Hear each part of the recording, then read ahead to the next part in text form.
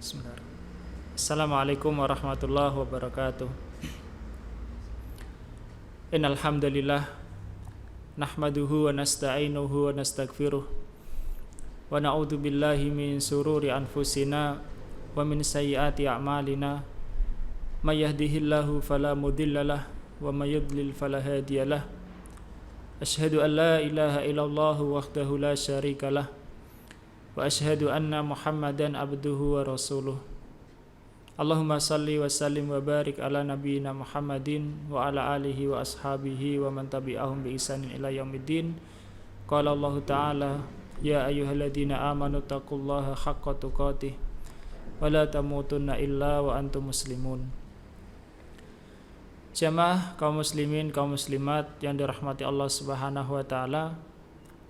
Insyaallah pada kesempatan kali ini yang singkat ini, yang mudah-mudahan dirahmati Allah Subhanahu wa taala dan bermanfaat untuk kita semua, kita akan menyampaikan ataupun menyinggung sedikit di antara keutamaan ataupun keberkahan ataupun keagungan bulan Ramadan. Bulan Ramadan adalah bulan yang paling utama di antara bulan-bulan Qamariyah yang lainnya, dan bulan Ramadan satu-satunya bulan yang disebutkan di dalam Al-Quran. Jadi bulan Ramadan memiliki keutamaan, dan tentu keutamaan itu adalah peluang yang besar bagi orang-orang yang menginginkan kebaikan untuk dirinya. Jamaah yang dirahmati Allah Subhanahu wa taala, tentunya tidak ragu lagi bahwa sebesar-besar nikmat itu adalah nikmat iman, nikmat Islam, nikmat orang itu beribadah kepada Allah Subhanahu wa taala, karena itulah yang menjadi hakikat wujudnya dia, tujuan utama diciptakan adanya di dunia ini. Allah Subhanahu wa taala berfirman, "Wa ma khalaqtul jinna wal insa illa liya'budun." Dan tidaklah aku ciptakan jin dan manusia kecuali supaya mereka beribadah kepadaku. Meskipun pada era sekarang ini begitu banyak atau begitu terbuka segala sesuatu, yang mana kalau orang itu menuruti ataupun dia memperhatikan semua yang bertiup, semua yang berhembus, semua yang datang, yang berlalu lalang, barangkali itu akan menjadikan dia lalai, lupa hakikat kehidupan yang sebenarnya, menuruti keinginan, kesenangan lewat apa saja keterbukaan sekarang ini, atau hanya sekedar mencoba-coba mencari tahu, maka bisa jadi hal-hal tersebut akan melalaikannya. Namun kalau dia sebentar saja menepikan hal-hal tersebut, dia merenung, melihat, memikirkan, dan itulah yang dianjurkan di dalam agama, untuk merenungkan, supaya perenungannya, pengamatannya, penglihatannya menjadikan dia itu orang yang beriman. Contoh di antara khitab Al-Quran mengajak orang untuk berfikir, kaifa takfuruna billahi wa kuntum amwatan fa ahyakum summa yumitukum summa yuhyikum summa ilaihi turja'un. Bagaimana kalian itu ingkar kepada Allah, padahal dulu kalian itu mati. Kemudian Allah menghidupkan kalian, kemudian mematikan kalian, kemudian menghidupkan lagi, dan kepadanya lah kalian dikembalikan. Begitu juga orang memikirkan asal kejadiannya dia dari tanah, kemudian Allah Subhanahu wa ta'ala menjadikan manusia ini dalam berbagai macam fase marhalah kehidupannya, mulai sejak di dalam kandungan, kemudian lahir sebagai bayi, dan seterusnya. Kemudian ada pula sampai yang tua, pikun. Ada pula di sana orang yang cacat, baik cacat fisik maupun cacat mental. Ada pula yang diberikan sakit terkadang. Maka ini semua menunjukkan akan kebenaran masalah seruan keimanan, supaya orang itu menyadari, mengetahui. Begitu juga hal-hal yang ada di luar manusia, di sekitarnya. Misalnya makanannya, dari mana asalnya. Kalau dia memikirkan, bukan hanya ingin menikmati dari satu rasa ke yang lainnya, dari satu jenis makanan ke yang lainnya, namun yang diperintahkan adalah dia memikirkan dari mana asal makanan itu adalah anugerah dari Allah Subhanahu wa ta'ala. Falyanzuril insanu ila ta'amih. Hendaknya manusia itu memikirkan kepada makanannya, bahwa Allah Subhanahu wa ta'ala lah yang menjadikan tumbuh-tumbuhan itu dan juga hewan sebagai sumber makanan untuk dirinya. Dengan air yang Allah turunkan, Allah menghidupkannya. Allah menjadikan tanaman maupun hewan itu bisa dikonsumsi, dan seterusnya. Begitu juga kejadian alam yang tidak terhindarkan oleh manusia, oleh kekuatan manusia. Maka itu semua hendaknya menyadarkan orang agar bukan hanya sibuk di dalam keinginan dan kesenangannya.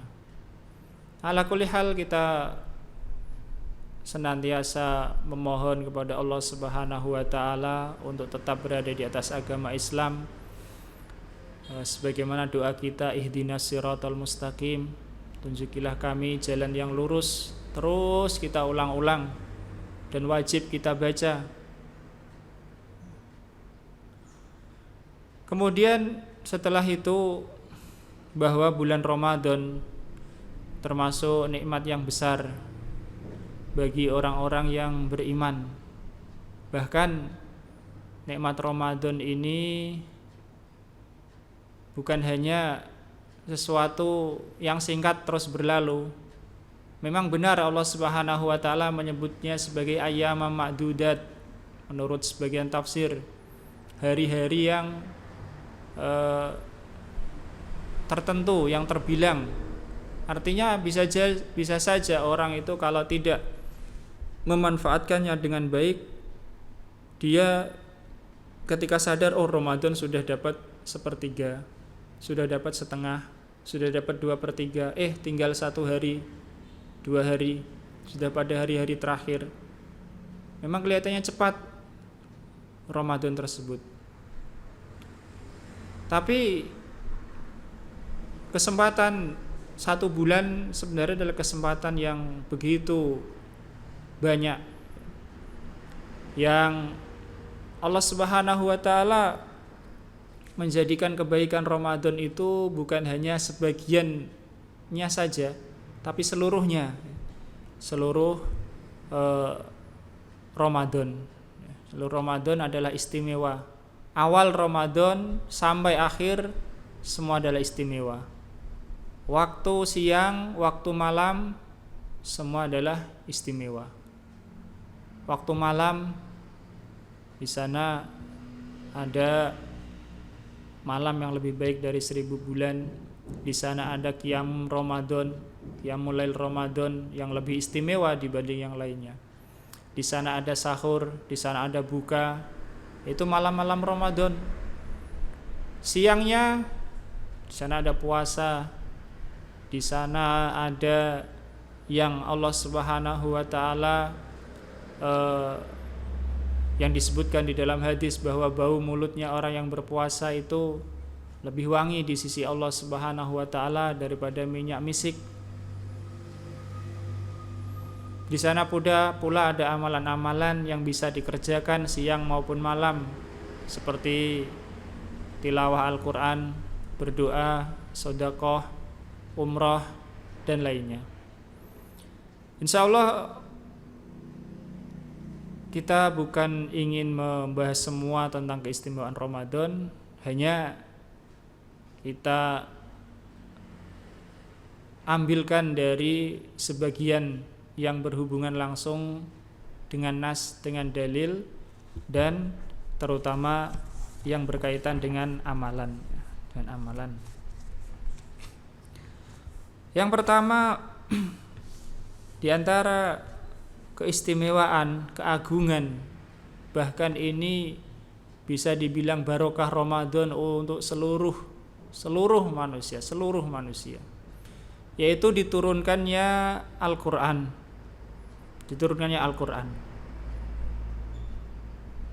Dan bulan Ramadan sebagaimana tadi kita sebutkan, disebut satu kali disebut dalam Al-Quran, dan satu kali disebut itu digandengkan dengan Al-Quran, digandengkan dengan puasa, tapi digandengkan dengan Al-Quran pada pertama kalinya. Allah Subhanahu wa taala berfirman, "Syahrul Ramadan alladzi unzila fihil Qur'anu hudal linnasi wa bayyinatin minal huda wal furqan." Bulan Ramadan adalah bulan yang diturunkan padanya Al-Quran. Dan ini menjadikan dia adalah sebaik-baik bulan.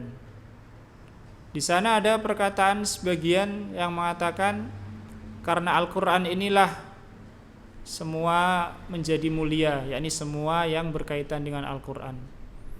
Bulan Ramadan, bulan diturunkannya Al-Quran, menjadi bulan yang paling mulia. Nabi Muhammad, nabi yang diturunkan kepadanya Al-Quran, menjadi nabi yang paling utama.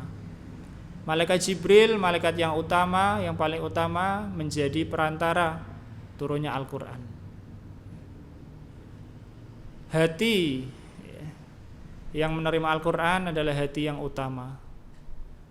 Dan Rasulullah juga bersabda, khairukum man ta'allamal Qur'ana wa 'allamah. Sebaik-baik kalian adalah yang mempelajari Al-Quran dan mengajarkannya. Syahrul Ramadan alladzi unzila fihil Qur'an. Bulan Ramadan adalah bulan yang diturunkan padanya Al-Quran.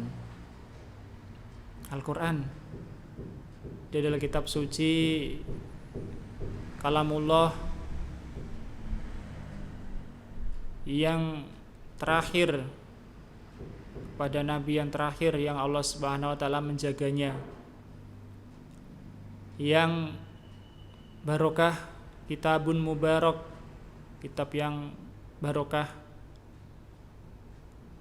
la ya'tihil batilu min baini yadayhi wala min khalfihi, tanzilu min hakimin hamid. Tidak ada datang kepada Al-Quran itu kebatilan dari depannya maupun dari belakangnya. Dia diturunkan dari Allah yang Maha Perkasa, yang Maha Mulia. Allah mengatakan hudal linnas, sebagai petunjuk bagi manusia. Wa bayyinatin minal huda wal furqan, dan penjelas-penjelas dari petunjuk tersebut dan pembeda antara yang benar dan yang salah. Jadi ini barokah, keagungan Ramadan, termasuk yang paling utama adalah diturunkannya Al-Quran. Dengan Al-Quran itulah Allah Subhanahu wa taala memberikan petunjuk Al-Quran itulah yang akan, dengan Al-Quran itu Allah Subhanahu wa ta'ala menjadikan keimanan pada hamba-hamba yang dikehendaki Allah Subhanahu wa ta'ala. Dia adalah cahaya, dia adalah ruh.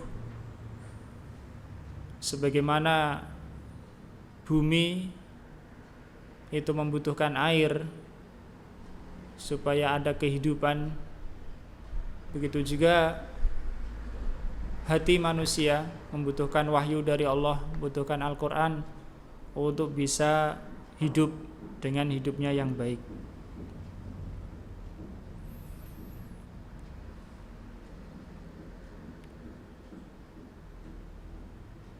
Sehingga bulan Ramadan termasuk identik dengan Al-Quran. Bahkan disebutkan bahwa malaikat Jibril menemui Nabi SAW pada setiap malam di bulan Ramadan untuk membacakan Al-Quran. Membacakan Al-Quran yakni Nabi membaca di hadapan Jibril, begitu juga Jibril membaca di hadapan Nabi.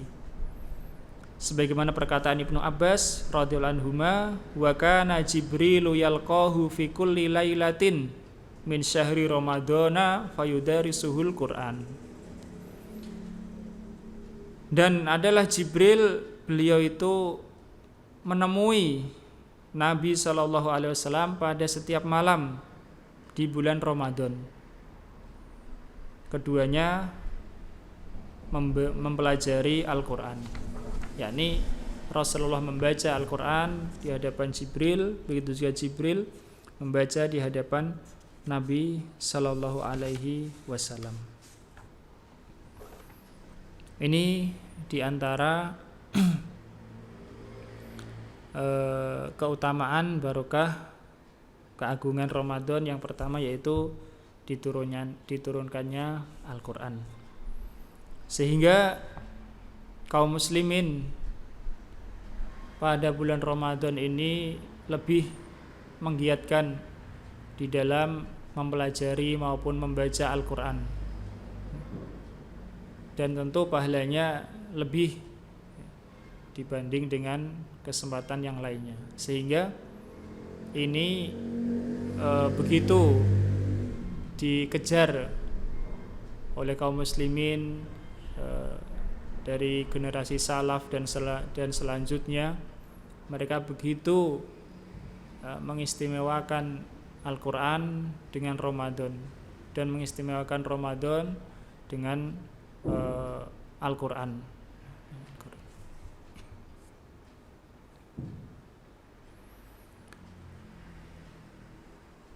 Nah, kemudian keagungan Ramadan yang berikutnya adalah tentang puasa, ya, puasa Ramadan. Puasa Ramadan. Jadi lanjutan dari ayat tadi, Allah mengatakan faman syahida minkumus syahra falyasum. Barang siapa di antara kalian hadir pada bulan tersebut, ini kalian tuh mendapati bulan Ramadan, maka hendaklah dia berpuasa. Hendaklah dia berpuasa. Jadi ini Al-Quran maupun puasa itu termasuk sebesar-besar sebagai wasilah untuk bertakwa, wasilah untuk menjadi insan yang mulia, wasilah untuk mendapatkan kebaikan yang sempurna pada hari kiamat, dan juga terhindar dari keburukan-keburukan. Puasa sebagaimana disebutkan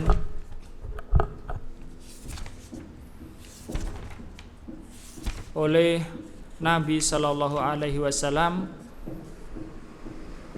di dalam hadis riwayat Ahmad, asyamu junnatun yastajinnu bihal abdu minan nar. puasa itu adalah perisai atau tameng yang membentengi seorang hamba dari neraka. Kemudian puasa Ramadan menghapus dosa-dosa yang telah lalu. Beliau sallallahu alaihi wasallam bersabda, "Man shoma Ramadana imanan wa ihtisaban, ghufira lahu ma taqaddama min dambi." Barang siapa berpuasa Ramadan karena iman dan mengharap pahala Allah, maka diampuni dosa-dosanya yang lalu. Kemudian puasa juga menjadi pendidikan jiwa, pendidikan akhlak. Rasulullah bersabda, "Fa idza kana yaumu shaumi ahadikum fala yarfusu wa la yaskhab. Fa in sabahu ahadun aw qatalahu falyaqul inni mru'un shaim." Apabila salah seorang kalian itu berada pada hari yang dia sedang berpuasa, ya, maka janganlah berbicara yang jorok. Janganlah pula dia berteriak-teriak. Jika ada seorang mencelanya atau mengajaknya berkelahi, maka katakanlah, aku ini orang yang sedang berpuasa. Ulama menyebutkan perkataan itu bisa dengan hati, bisa dengan lisan. Dengan hati untuk mengingatkan dirinya sendiri bahwa dia sedang berpuasa, agar dia terkontrol emosinya, mengingatkan dirinya 2 kali atau 3 kali berkata dalam hati, aku ini sedang puasa, aku ini sedang puasa. Atau bisa juga dengan lisannya kalau diperlukan. Mungkin orang yang mencacinya itu ada di hadapannya dan dia tidak berhenti, ya diberitahu, saya ini sedang puasa. Begitu ketika puasa wajib maupun puasa sunnah.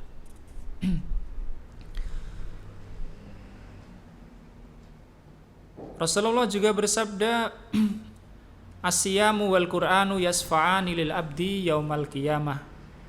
Puasa dan Al-Qur'an akan memberi syafaat untuk hamba pada hari kiamat. Puasa dan Al-Qur'an akan beri syafaat untuk hamba pada hari kiamat. Dan puasa dan Al-Qur'an itu sekali lagi adalah dikaitkan dengan bulan Ramadan itu tadi dalam ayat. Yaqulu siyam, puasa itu akan berkata pada hari kiamat nanti, "Ai Rabbi mana'tuhu ta'ama wasyahwata fasafi'ni fihi." Wahai Tuhanku, aku telah mencegahnya dari makanan dan syahwat, maka izinkanlah aku memberi syafaat kepadanya. Wa yaqulul Qur'anu, dan Al-Qur'an berkata, "Mana'tuhun nauma bil laili fasafi'ni fihi." Aku telah menahannya dari tidur pada malam hari, yakni dia mengurangi tidurnya demi membaca Al-Quran, maka izinkanlah aku memberi syafaat kepadanya. Lalu keduanya pun memberikan syafaat.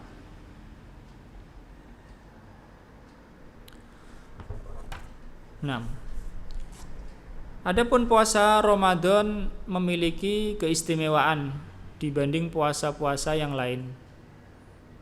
Jadi puasa dari tinjauan fikih, ada kalanya dia wajib, ada kalanya sunnah, ada kalanya makruh, dan ada kalanya haram.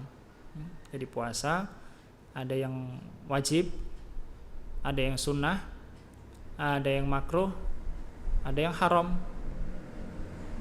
Sunnah itu misalnya puasa 6 hari bulan Syawal setelah Ramadan, puasa hari Asyura, puasa hari Arafah, puasa Senin Kemis.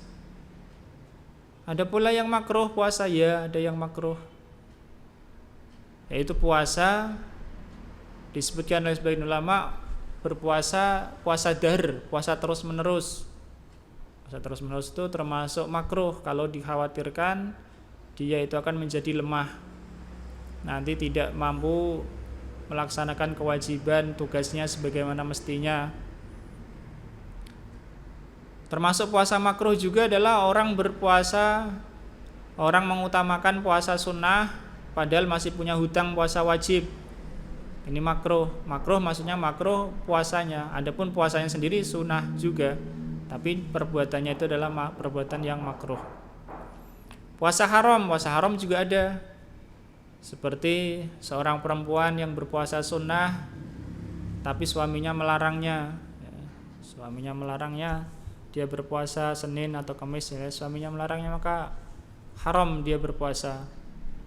Atau puasa yang haram karena harinya, puasa hari raya, hari tasyrik. Nah, kembali kepada puasa yang wajib. Puasa yang wajib ada beberapa. Yang pertama tentunya adalah puasa Ramadan, dan ini yang utama. Dan ini termasuk rukun Islam, salah satu yang membedakan atau mengistimewakan antara puasa Ramadan dan puasa wajib selain Ramadan. Puasa Ramadan, ini puasa pada bulan Ramadan, ini puasa wajib. Kemudian puasa wajib yang lain, tapi tidak untuk semua orang, ya. Orang tertentu saja, yaitu puasa qadha Ramadan. Misalnya di dalam ketika Ramadan ada halangan untuk melakukan puasa wajib, maka dia qadha setelah bulan Ramadan. Itu wajib juga. Kemudian yang ketiga termasuk puasa wajib adalah kalau orang itu bernadar, puasa nadar. Kalau dia bernadar mau puasa, maka dia wajib puasa jadinya. Yang asalnya tidak wajib, dia jadi wajib karena bernadar. Kemudian termasuk puasa yang wajib juga adalah puasa kafaroh, puasa sebagai penebus, ya. Ada hal-hal tertentu yang penebusnya itu pakai puasa, diantaranya teman-teman. Contoh misalnya melanggar sumpah, itu juga penebusnya dan puasa. Contoh juga melakukan dihar terhadap istri, penebusnya puasa. Contoh juga misalnya membunuh tidak sengaja, kafarohnya puasa. Contoh juga melakukan pelanggaran dalam haji, sebagian ada yang kafarohnya puasa. Ada puasa wajib lainnya, yaitu yang kelima, yaitu kalau pemerintah, ini penguasa kaum muslimin, pemerintah memerintahkan puasa sebelum istisqa, ini wajib juga, ya. Jadi memang sholat istisqa itu disunahkan berpuasa sebelumnya, itu hukumnya sunnah. Tapi kalau diperintah oleh pemimpin, maka jadi wajib. Jadi wajib perintah puasa 3 hari sebelum sholat istisqa. Kalau tidak diperintah, hukumnya sunnah. Nah, Ramadan punya keistimewaan dibanding puasa-puasa wajib yang lain. Keistimewaannya pertama tentu itu tadi, yaitu dia sebagai rukun Islam, ya, sebagai rukun Islam, termasuk bagian Islam yang paling utama. Namanya rukun itu adalah bagian yang paling utama. Kemudian keistimewaan puasa Ramadan dibanding puasa yang lain adalah dia menghapus dosa-dosa kecil, sebagaimana hadis telah kita sebutkan tadi.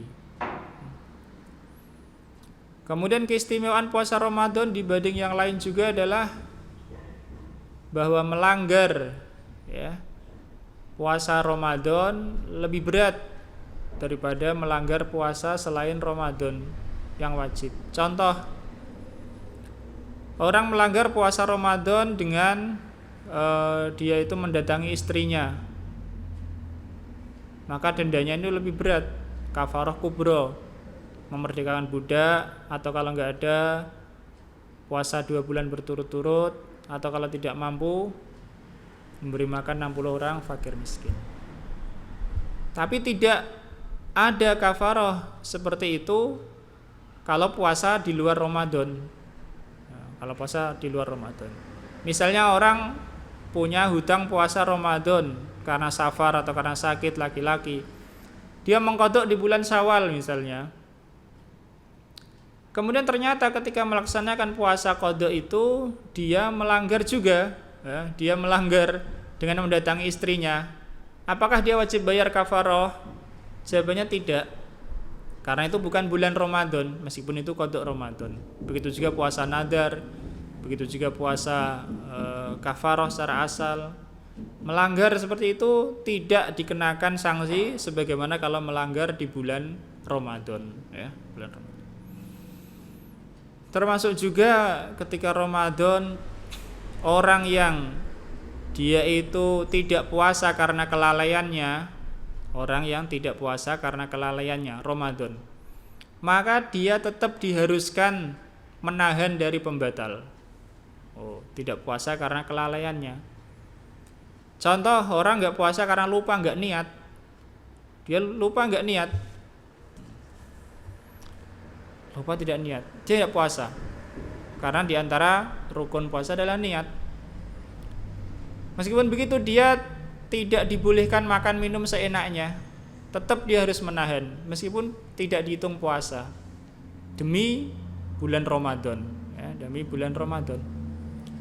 Atau dia menyelam ke dalam air, berenang, tiba-tiba air masuk ke mulutnya, masuk ke lambungnya, ya. Maka ini lalai dia. Wong puasa Ramadan kok malah menyelam ke air. Ini berlebihan, ini lalai.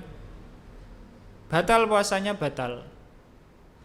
Dan juga dia tidak boleh makan minum seenaknya, harus ditahan, tidak boleh sampai nanti maghrib. Demi menghormati Ramadan, ya, demi menghormati Ramadan. Jadi kalau ada orang puasa ketika Ramadan, dia tidak puasa karena kelalaiannya dia, maka dia diwajibkan menahan, tidak boleh makan minum, tidak boleh melakukan sebagaimana pembatal puasa sampai maghrib. Nah, sebagai menghormati bulan Ramadan. Nah, itu diantara keistimewaan Ramadan. Yang pertama tadi adalah tentang Al-Quran, yang kedua adalah tentang puasa. Dan dua-duanya ini, Al-Quran dan puasa, termasuk hal yang sangat-sangat utama demi kebaikan kaum mukminin di dunia dan di akhirat, ya. Nah, termasuk keistimewaan barokah Ramadan juga adalah Qiyamul Lail, ya, Qiyamul Lail, atau disebut sholat tarawih, ya, disebut sholat tarawih. Jadi menurut kebanyakan ulama, sholat tarawih ini istimewa, berbeda dari Qiyamul Lail selain Ramadan. Buktinya apa? Atau dalilnya apa? Dalilnya pada zaman Nabi Shallallahu Alaihi Wasallam pernah Nabi diriwayatkan 3 kali sholat berjamaah pada malam-malam Ramadan, meskipun tidak beliau rutinkan karena khawatir diwajibkan pada waktu itu.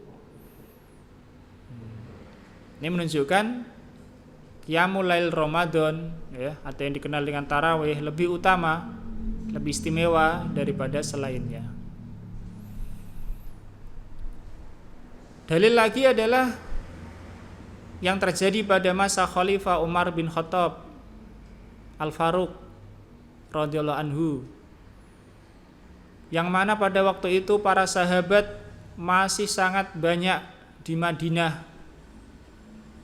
Umar bin Khattab mengumpulkan orang-orang untuk berjamaah tarawih ini pada bulan Ramadan dan tidak pada bulan selain Ramadan.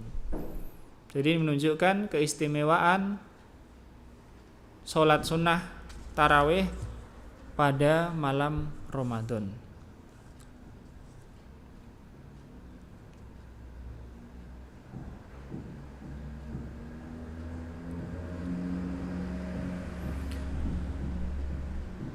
Rasulullah sallallahu alaihi wasallam beliau bersabda, "Man qama ramadhana imanan wa ihtisaban, ghufira lahu ma taqaddama min dambi."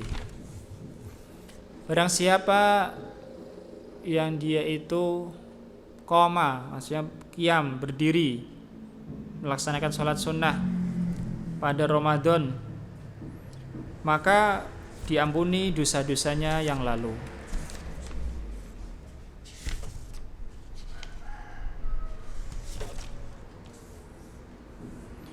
Kemudian ada keistimewaan lainnya juga, yaitu sabda Nabi sallallahu alaihi wasallam, "Man qama ma'al imami hatta yansharif, kataballahu lahu qiyamal lailah." Barang siapa yang sholat tarawih bersama imam sampai selesai, maka Allah menulis baginya sholat semalam suntuk. Nah, itu diantara barokah keistimewaan Ramadan. Dan alhamdulillah kita melihat kaum muslimin dimudahkan oleh Allah Subhanahu wa taala semangatnya dibanding bulan-bulan yang lain. Mereka semangat untuk mendatangi masjid-masjid pada bulan Ramadan, siangnya maupun malamnya. Dan kita mohon kepada Allah Subhanahu wa taala, ya, Allah Subhanahu wa taala mengangkat wabah sehingga kaum muslimin ini mereka kembali memakmurkan masjid-masjid seperti sedia kala. Dan bagi yang masjidnya ditutup, jangan berkecil hati, ya. Masih bisa sholat tarawih di rumah yang masjidnya ditutup karena alasan keamanan, kesehatan. Tidak usah berkecil hati, masih bisa sholat di rumah. Itu kalau masjidnya sudah ditutup. Ya. Tapi kalau masjidnya masih buka dengan syarat tertentu, menjaga protokol kesehatan ini dan itu, maka alhamdulillah bagi yang merasa sehat bisa datang berjamaah dengan memperhatikan, menjaga, ya, kebersihan, menjaga kebaikannya. Yang sholat di rumah tadi juga ada keistimewaan juga, ya. Rasulullah bersabda, "Shallu ayyuhan nasu fi buyutikum, fa in afdhalas sholati sholatul mar'i fi baitihi ilal maktubah." Sholatlah wahai orang-orang, wahai manusia, wahai para sahabat, wahai kaum muslimin di rumah-rumah kalian. Sesungguhnya seutama-utama sholat adalah sholatnya seseorang di rumahnya, kecuali sholat wajib, ya. Sholat wajib yang bagi laki-laki tentunya fardu untuk mereka berjamaah, ya. Kecuali bagi yang masjidnya ditutup itu tadi, maka dia sholat di rumah dengan tetap pahala jamaah insya Allah kalau dia sebelumnya rajin berjamaah. Tapi kalau masih di tempat yang aman, masjid masih buka, masih diizinkan, ya masih wajib berjamaah selama dia merasa sehat, ya, selama dia merasa sehat. Nah, itu diantara keistimewaan barokah Ramadan adalah qiyamul lailnya, ya, qiyamul lail. Kemudian kita tutup yang keempat juga diantara barokah Ramadan, ya, adalah Lailatul Qadar, ya, Lailatul Qadar. Lailatul Qadar menurut kebanyakan ulama dan sedikit sekali yang menyelisih, sangat sedikit, tidak dianggap, bisa dibilang kesepakatan lah ulama bahwa Lailatul Qadar itu adanya di bulan Ramadan, ya, adanya di bulan Ramadan. Dan kebanyakan ulama menyatakan Lailatul Qadar itu ada setiap tahun. Jadi tidak terbatas pada zaman Nabi saja. Setiap tahun ada, ya, setiap tahun ada Lailatul Qadar. Disebut Lailatul Qadar karena malam yang sangat istimewa, memiliki kadar yang begitu agung. Disebut juga Lailatul Qadar karena di sana ditentukan takdir. Ditentukan takdir itu maksudnya adalah selama 1 tahun. Yang sebelumnya takdir sudah ditentukan menyeluruh di Lauhul Mahfuz. Nah, pertahunannya ini ditentukan di Lailatul Qadar. Allah mengatakan Lailatul Qadri khairum min alfi syahrin. Lailatul Qadar itu lebih baik dari 1000 bulan. Lailatul Qadar lebih baik dari 1000 bulan. Yani ibadah pada Lailatul Qadar lebih baik daripada ibadah, maksudnya ibadah di sini adalah ibadah sunnah. Ibadah sunnah di Lailatul Qadar lebih baik daripada ibadah sunnah selain Lailatul Qadar, meskipun itu 1000 tahun, meskipun itu 1000 bulan, ya, yang tidak ada Lailatul Qadarnya. Dan kebanyakan ulama bahwa Lailatul Qadar itu di 10 akhir, 10 akhir Ramadan. Itu diantara keagungan-keagungan Ramadan.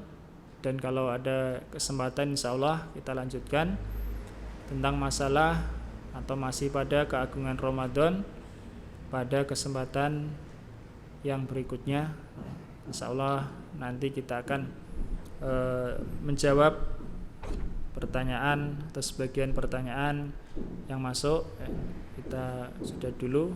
Sallallahu ala nabiyina Muhammad wa ala alihi washabbihi ajmain.